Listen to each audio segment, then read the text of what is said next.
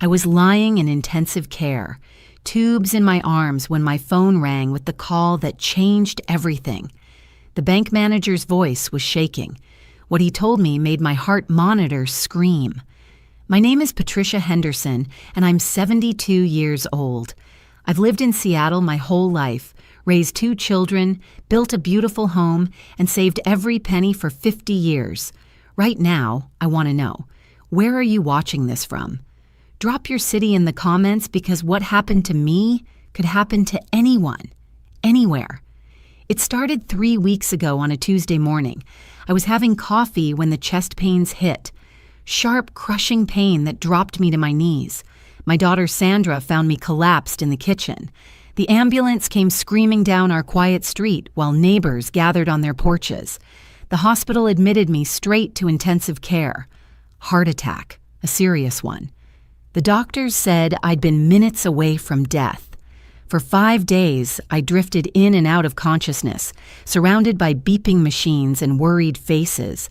Sandra and my son Michael took turns sitting beside my bed, holding my hand, telling me everything would be fine. I believed them. God help me. I believed every word.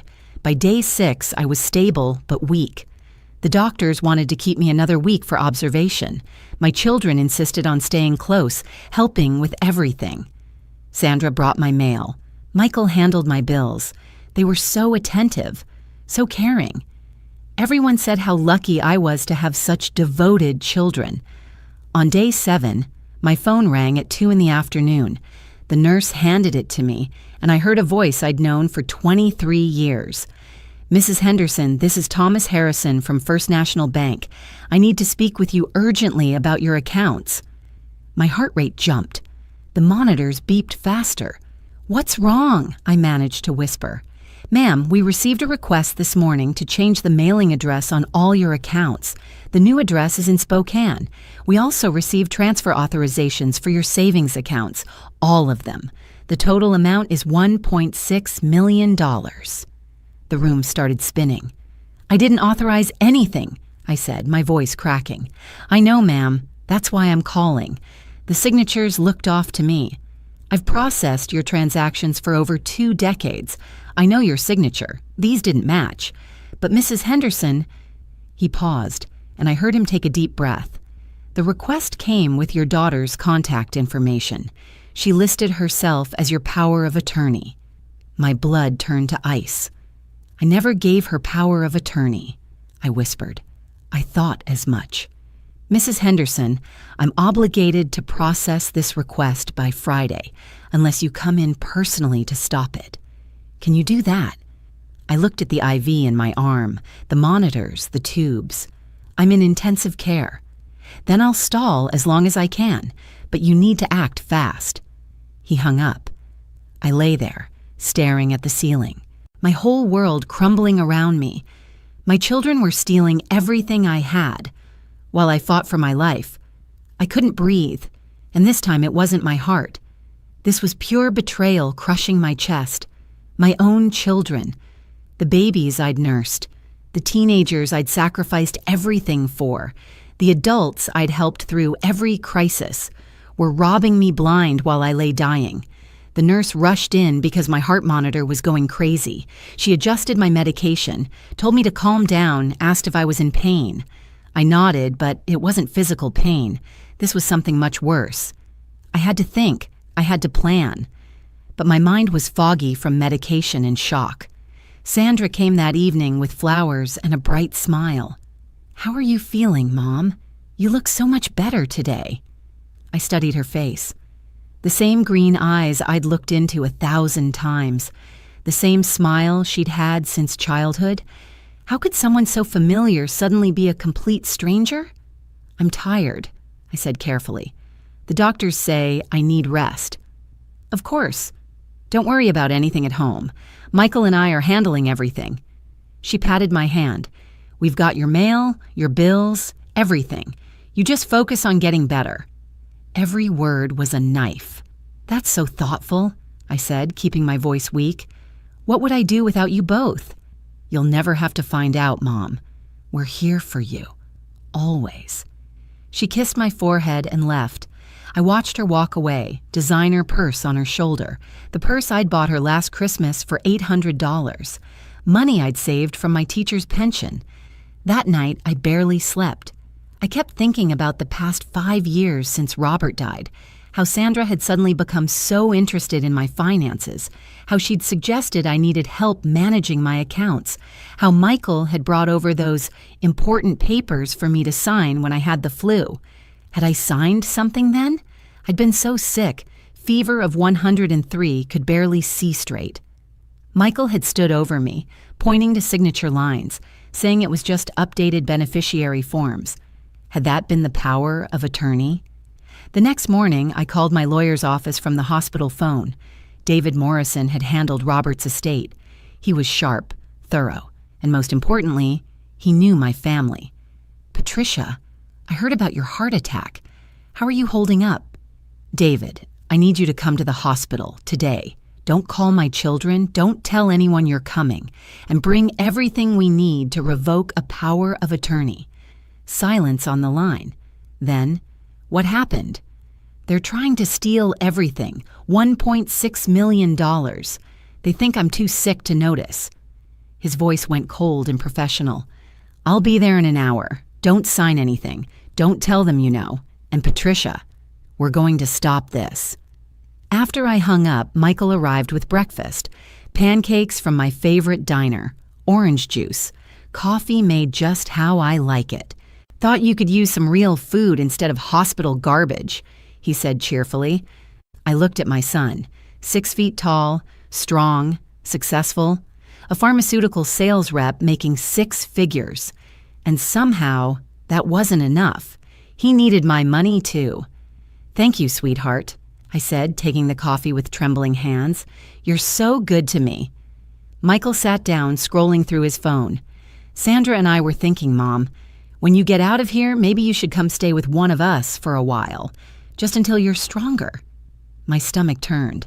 They wanted me under their watch, controlled, isolated. That's sweet, but I'll be fine at home. I've got my neighbors, my church friends. Mom, you collapsed alone.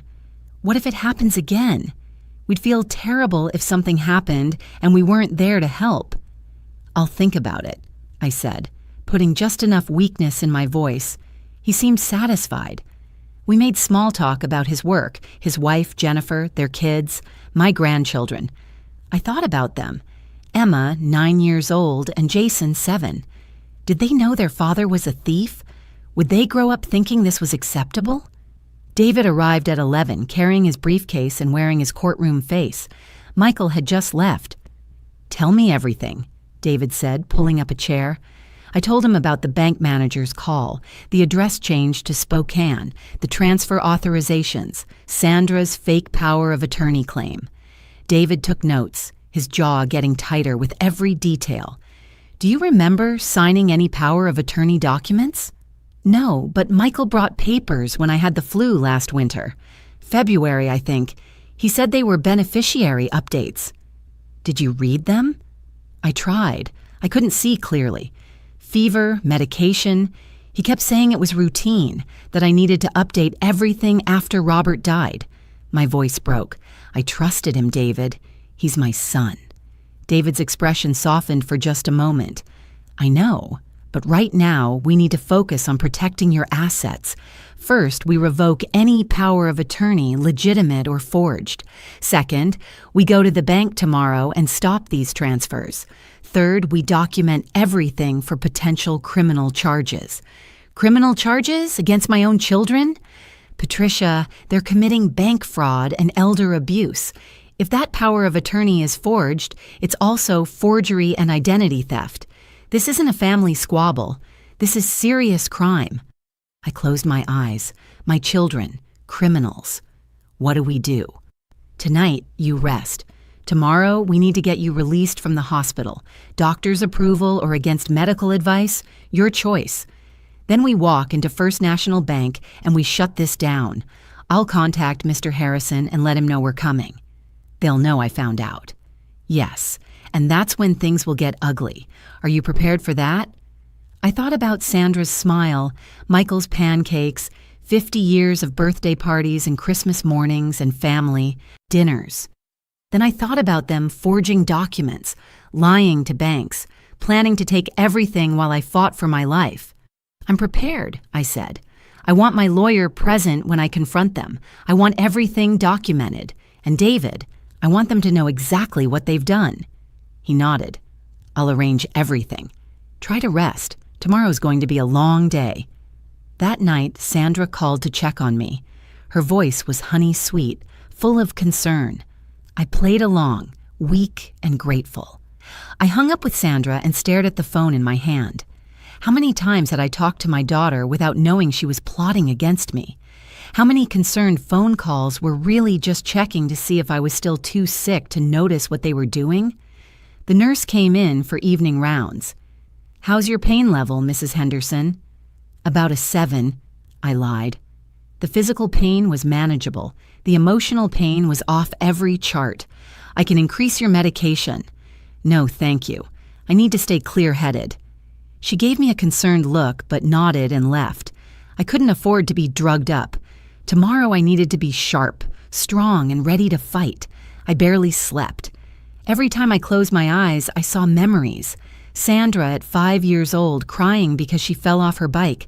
Me cleaning her scraped knee, kissing it better. Michael at 12, nervous before his first middle school dance. Me straightening his tie, telling him he looked handsome. Their graduations, their weddings, the births of my grandchildren. Where had it gone wrong? Morning came too slowly and too fast. Dr. Patel arrived at 7 for rounds. Mrs. Henderson, your numbers look good. Heart rate stable, blood pressure improving, but I'd like to keep you at least 3 more days. Dr. Patel, I need to leave today. I have urgent business matters that require my immediate attention. He frowned. You've had a serious cardiac event. You need rest and observation. I understand the risks, but this can't wait. I'll sign whatever release forms you need. We argued for 20 minutes. Finally, he agreed to discharge me with strict conditions. Minimal physical activity, follow-up appointments scheduled, a long list of medications, and a stern warning about the dangers of stress. Whatever this business is, Mrs. Henderson, it better be worth risking your health. It's worth everything, I said quietly. David arrived at 9 with clothes from my house. He'd gotten my spare key from the neighbor. Professional slacks, a blazer, sensible shoes, battle armor. Getting dressed exhausted me. My hands shook, buttoning the blouse. David had to help with my shoes. I looked in the bathroom mirror and barely recognized myself. Pale, thin, aged 10 years in 1 week. But my eyes were clear and hard. Ready? David asked. One thing first. I pulled out my phone and called Sandra. Mom, is everything okay? Everything's fine, sweetheart. I'm being discharged today. The doctors say I'm doing so well. That's wonderful. Do you need me to pick you up? No. A friend from church is coming. I just wanted you to know I'll be home this afternoon. Okay. I'll stop by tonight to check on you. That would be lovely. I hung up and looked at David. Now, they know I'm mobile. They'll panic. They'll try to rush the transfers. Good. Panicked people make mistakes. And Mr. Harrison is expecting us at 10:30. He's flagged all your accounts as requiring in-person authorization for any changes. The hospital wheelchair felt like a throne as they rolled me out to David's car. I was weak, exhausted, and terrified. But I was also angry, and anger, I was about to learn, could be more powerful than any medicine. The drive to First National Bank took 15 minutes. David kept glancing at me, probably worried I'd have another heart attack right there in his Mercedes. You're sure you're up for this? He asked. David, I spent 50 years saving every dollar. I worked as a teacher for 35 years. I took summer jobs. I clipped coupons. Robert and I never took expensive vacations. We drove used cars. We saved and invested and sacrificed so we'd have security in our old age. That money represents every hour I stood in front of a classroom, every weekend I graded papers, every sacrifice I made. My voice was steel. I'm up for this. First National Bank sat on the corner of 5th and Madison, a solid brick building where I'd done business since 1978. I knew every teller, every manager. They'd celebrated with me when Robert and I paid off our mortgage. They'd helped me navigate finances after he died. Mr. Harrison met us in the lobby. He was 60, gray-haired, and looked genuinely distressed. "Mrs. Henderson, thank God you're all right. When I heard about your heart attack..." He shook his head. "Come to my office. We need to talk privately." His office was quiet, professional, lined with family photos. He closed the door and pulled out a thick folder. "Here's everything. The address change request came in Monday. Your daughter called first, said you were in intensive care and had asked her to handle your affairs. She provided what she claimed was power of attorney documentation. Then she submitted written requests to change your mailing address to a Spokane address and to transfer funds from your 3 savings accounts into a new checking account." "Let me see the power of attorney," David said. Mr. Harrison slid the document across his desk. David studied it, then showed it to me. My signature was there, but something was wrong. "This is dated February 14th, David said. "Patricia, is this your signature?" I looked closely. It was similar, but not quite right. The P in Patricia, I always loop it twice. This one only looped once. The H in Henderson had a different slant. "It's forged," I said. "That's not my signature, and I never signed any power of attorney, ever." Mr. Harrison's face went grim. "That's what I suspected. Mrs. Henderson, I've processed your signatures for 23 years. I know your handwriting. This was close, but it wasn't right.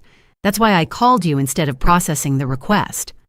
"What about the transfer authorizations?" David asked. "Also forged. Same handwriting. They were trying to move funds in stages. 200,000 this week, another 300,000 next week, spreading it out to avoid immediate red flags. The full transfers would have cleared by the end of the month. $1.6 million. Gone. My entire life's savings." "Can we stop it completely?" I asked. "Already done. I've flagged all your accounts. Nothing moves without your in-person authorization. I've also documented everything and reported the suspected fraud to our security department." David leaned forward. "Mr. Harrison, we need copies of everything, every document, every request, every communication with Sandra Henderson, time-stamped and certified." Mr. Harrison nodded. "I'll have everything ready within the hour. Mrs. Henderson, I need you to sign new authorization forms. We'll also set up additional security measures, password verification, dual authentication for any transactions over $5,000. My hands were shaking as I signed the real documents, my real signature, with the proper loops and slants, the signature of a woman who'd worked honestly for 50 years, who'd never stolen anything, who'd raised her children to know right from wrong. Apparently, that last part failed spectacularly. "There's something else," Mr. Harrison said quietly. "Your daughter called this morning. Twice. Very insistent about when the transfers would be processed. She seemed agitated when I told her there were verification delays." "She knows time is running out," David said. "Mrs. Henderson is getting healthier. Once she's fully recovered, she'll notice the missing money. They needed to move fast." "What happens now?" I asked. David's expression was grave. "Now we go to the police. This is bank fraud, forgery, identity theft, and elder abuse. These are serious felonies. If convicted, they're looking at significant prison time." Prison. My children? In prison. I must have looked pale because Mr. Harrison quickly poured me a glass of water. "Mrs. Henderson, are you all right?" "I don't know if I can do this. They're my children." "They tried to steal $1.6 million from you while you were fighting for your life in intensive care," David said, his voice gentle but firm. "This isn't a mistake. This isn't a misunderstanding. This is calculated, premeditated theft. They forged documents. They lied to banks. They were going to take everything and leave you with nothing." "What would I have done?" I whispered. "If they'd succeeded?" "You'd have lost your home," Mr. Harrison said quietly. "Your savings, your security, your independence. At 72, after a major heart attack, you'd have been financially devastated. You'd probably have ended up dependent on them, which might have been part of their plan. The full horror hit me. They weren't just stealing money. They were stealing my entire future, my freedom, my ability to live independently. They were going to make me dependent on them, the very people who'd robbed me. If you're enjoying this story and want to hear more like it, please hit that subscribe button. Your support means everything, and trust me, you won't want to miss what happens next. I took a deep breath. David, call the police. I want to file charges. I want everything documented, and I want to be there when they find out I know. Are you absolutely certain? I thought about the forged signatures, the Spokane address, the carefully staged transfers, the phone calls to the bank, Sandra's sweet voice asking about my health while planning to rob me blind. I'm certain. They made their choice. Now they live with the consequences. David made the call. Within 30 minutes, 2 detectives arrived at the bank, Detective Sarah Mills and Detective James Rodriguez. They were from the Financial Crimes Unit, experienced and professional. Mrs. Henderson, we understand you want to file charges against your children for attempted financial fraud, Detective Mills said. Yes, I'll tell you everything. I sat in that conference room at the bank and told the detectives everything. The heart attack, the intensive care, the bank manager's call, the forged power of attorney, every detail, every lie, every manipulation. Detective Rodriguez took notes while Detective Mills recorded everything. They were thorough, asking questions about dates, times, specific conversations. David provided the legal documents. Mr. Harrison provided the bank records. Mrs. Henderson, this is a strong case, Detective Mills said. We have documentary evidence of forgery, attempted fraud, and elder abuse. The bank's fraud prevention actually works in your favor. Everything's time-stamped and documented. What happens next? I asked. We'll need to interview your children. We'll examine the forged power of attorney document for fingerprints and handwriting analysis. We'll trace the Spokane address to see if they'd already set up accounts there. This is going to take a few days to build the full case. I want to confront them, I said. Before you arrest them, I want them to know that I know. The detectives exchanged glances. Mrs. Henderson, that's not typically advisable, Detective Rodriguez said. Confrontations can be unpredictable, sometimes dangerous. They're not violent, they're just greedy, and I need to look them in the eyes when they realize their plan failed. David spoke up. What if we arrange a controlled confrontation? Here at the bank, with Mr. Harrison present, the detectives nearby, everything recorded. Detective Mills considered this. It could work. Sometimes direct confrontation leads to confessions. If they think they're caught, they might admit everything. That would strengthen our case significantly. Set it up, I said. Call them. Tell them there's an urgent issue with my accounts that requires their immediate attention. Tell them I'm too weak to come alone and need their support.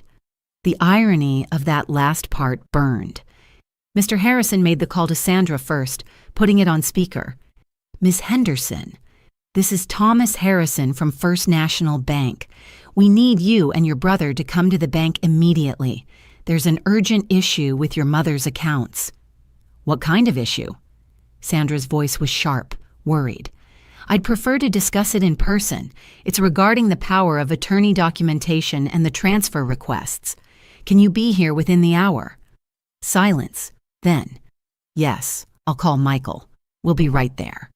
She hung up fast, too fast. She's panicking, David said. She knows something's wrong. Good, I replied. We waited in Mr. Harrison's office. The detectives positioned themselves in an adjacent conference room with a clear view through the interior windows. David sat beside me. Mr. Harrison provided coffee and quiet reassurance. My heart was pounding, but this time it wasn't a heart attack. It was adrenaline, anger, righteous fury. 40 minutes later, the receptionist buzzed. Mr. Harrison, Sandra Henderson and Michael Henderson are here. Send them to Conference Room B, please. We moved to the larger conference room. I sat at the head of the table. David on my right, Mr. Harrison on my left. The detectives watched from the observation room. The door opened. Sandra walked in first. Designer suit, perfect makeup, confident smile. Michael followed, tall and professional in his business casual. Then they saw me. The color drained from Sandra's face. Michael actually stopped walking, frozen in the doorway. "Mom, what are you doing here? You should be in the hospital," Sandra said, her voice climbing an octave. "Sit down," I said quietly. "Both of you." They sat. I watched them glance at David, at Mr. Harrison, at each other, calculating, worried. "Mr. Harrison called us about some issue with your accounts," Michael started. "We came right away to help." "Stop," I said. The single word cut through the room like a blade. "Stop lying, stop pretending, stop acting like you care." Sandra reached for my hand. I pulled away. "Mom, what's wrong? You're not making sense. You've been so sick." "I know everything," I said. Each word was ice. The forged power of attorney, the address change to Spokane, the transfer authorizations, $1.6 million. Did you really think I wouldn't find out? Dead silence. Michael recovered first. "Mom, I don't know what you're talking about. We were just trying to help manage your affairs while you were sick. You asked us to—" "I never gave you power of attorney, ever. That document is forged." I slid the paper across the table. "That's not my signature. Mr. Harrison knows it. My lawyer knows it. And the police know it." "Police?" Sandra whispered, her face going white. "Detective Mills and Detective Rodriguez from the Financial Crimes Unit. They're very interested in your activities over the past week." Michael stood up abruptly. "This is insane. Mom, you're confused. The heart attack, the medications. You're not thinking clearly. We were only trying to help protect your money while you were incapacitated. By transferring it all to Spokane, by changing my mailing address so I wouldn't see the bank statements, by forging legal documents." My voice rose. "You call that protection?" "We can explain," Sandra said desperately. "It's not what it looks like." "Then explain the Spokane address. Explain why you needed to transfer over $1 million immediately. Explain why you lied to the bank and claimed I'd authorized everything." They looked at each other. I saw the moment they realized they were caught. Sandra's eyes filled with tears, the same tears she'd used since childhood to manipulate me. Michael's jaw clenched, his hands fisting. "You know what the worst part is?" I said softly. "It's not the money. It's that you did this while I was dying, while I was in intensive care with tubes in my arms and machines keeping me alive. You were forging documents and planning to steal everything I'd worked 50 years to build." "Mom, we needed the money," Michael blurted out. "I made some bad investments. I owe people, serious people. If I don't pay them back—" "Michael," Sandra hissed, "shut up." But it was too late. He just confessed. "So you thought you'd steal from your dying mother?" I asked. "That was your solution." "We were going to pay it back," Sandra tried. "Eventually. Once Michael's situation was resolved. We weren't really stealing. You forged power of attorney documents. You lied to banks. You tried to transfer over $1 million without my knowledge or consent. That's not borrowing. That's theft." David spoke for the first time. "It's also bank fraud, forgery, identity theft, and elder abuse. Each of those carries significant prison time." "Prison?" Sandra's voice was shrill. "Mom, you can't be serious. We're your children." "And I'm the mother you tried to rob," I said, while I was fighting for my life. Michael leaned forward, his expression hardening. "Fine. You want the truth? Yes, I needed money. Yes, we moved quickly while you were sick. But think about it, Mom. That money, who are you saving it for anyway? Us, your children, your grandchildren. We're your beneficiaries. That money would come to us eventually. We just needed it now." The absolute audacity took my breath away. "So you decided to take your inheritance early, without asking, without my permission, by forging documents and committing multiple felonies?" "We didn't think you'd understand," Sandra said, dabbing at her tears. "You're always so Careful with money, so frugal. We knew you'd say no. So you forged a power of attorney and tried to steal it while I was unconscious in intensive care.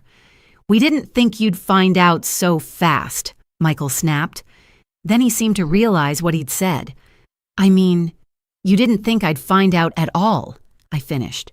You thought by the time I was well enough to check my accounts, the money would be gone, transferred, hidden, impossible to recover.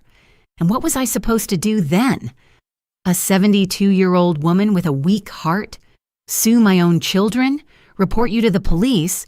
You thought I'd just accept it and stay quiet to avoid scandal. From the way they looked at each other, I knew I'd hit the truth exactly. You would have destroyed me, I continued. Financially, emotionally, completely. I would have lost everything. My home, my security, my independence. I would have been destitute. And you... I looked at my daughter, my son, these strangers with familiar faces. You would have let that happen to your own mother. Mom, please, Sandra begged. We can fix this. We'll return everything. We'll tear up the power of attorney. We'll make this right. Just don't involve the police. Think about the grandchildren. Think about the family. I am thinking about them, I said.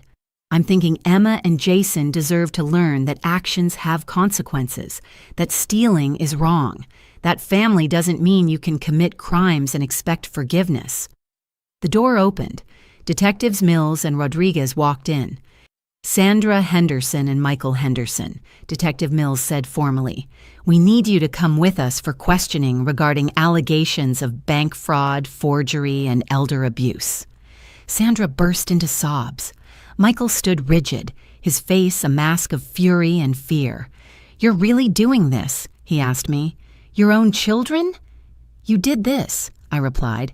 The moment you forged my signature, the moment you chose money over your mother, you did this to yourselves. They were escorted out. Sandra was crying hysterically. Michael walked with his head high, but I saw his hands shaking. The conference room fell silent. I sat there, feeling ancient and hollow. David put a hand on my shoulder. Are you all right? I don't know, I said honestly. I just watched my children get taken away by police. How is anyone all right after that? Mr. Harrison quietly closed the door, giving me privacy. David sat beside me, not speaking, just present. Did I do the right thing? I asked. Yes, absolutely yes. What they did was criminal. They would have destroyed your entire financial security. You're 72 years old, Patricia. You can't rebuild a lifetime of savings. I nodded, tears finally coming. I'd held them back through everything. The confrontation, the confession, the arrests. Now they fell freely. I keep thinking about when they were little. Sandra's first day of school. Michael learning to ride a bike. Birthday parties and Christmas. Mornings. Where did I go wrong? You didn't go wrong. They made choices, bad choices, illegal choices. That's on them, not you. The next few weeks were a blur. The district attorney filed formal charges. The evidence was overwhelming. Forged documents, bank records, recorded phone calls, their own partial confessions. Both Sandra and Michael hired expensive lawyers. Michael's debt situation came to light during the investigation. He'd lost nearly $400,000 in cryptocurrency investments and owed another $200,000 to some very questionable people. Sandra had known about it and helped plan the theft to save her brother. The family fell apart. Michael's wife Jennifer filed for divorce. She brought Emma and Jason to see me once, both children crying, not understanding why their father was in trouble. I held them and told them I loved them and that sometimes adults make terrible mistakes. Sandra's husband, Tom, had known nothing about the plan. He was horrified. They separated. My church community rallied around me. Friends I'd had for 40 years brought meals, sat with me, helped me process everything. Some asked why I'd pressed charges. I told them the truth, because what they did was wrong. And being family doesn't give anyone the right to commit crimes. 3 months after that terrible day at the bank, both Sandra and Michael took plea deals. Sandra received 2 years in prison and 5 years probation. Michael got 4 years in prison and 10 years probation, plus restitution requirements. I sat in the courtroom when they were sentenced. Michael wouldn't look at me. Sandra sobbed through the entire proceeding. The judge addressed them directly. "You targeted your own mother while she was gravely ill. You violated the trust that should exist between parent and child. You committed serious crimes motivated purely by greed. These sentences reflect not just the crime, but the betrayal." I walked out of that courtroom with David beside me. The press tried to ask questions, but I ignored them. Back home, I stood in my kitchen, the same kitchen where I'd collapsed 3 months ago. Everything looked the same, but nothing was the same. My children were in prison, my family was shattered, but my savings were intact. My home was secure, my future was protected. I'd survived the heart attack, I'd survived the betrayal. I was still standing, and sometimes that's the only victory that matters.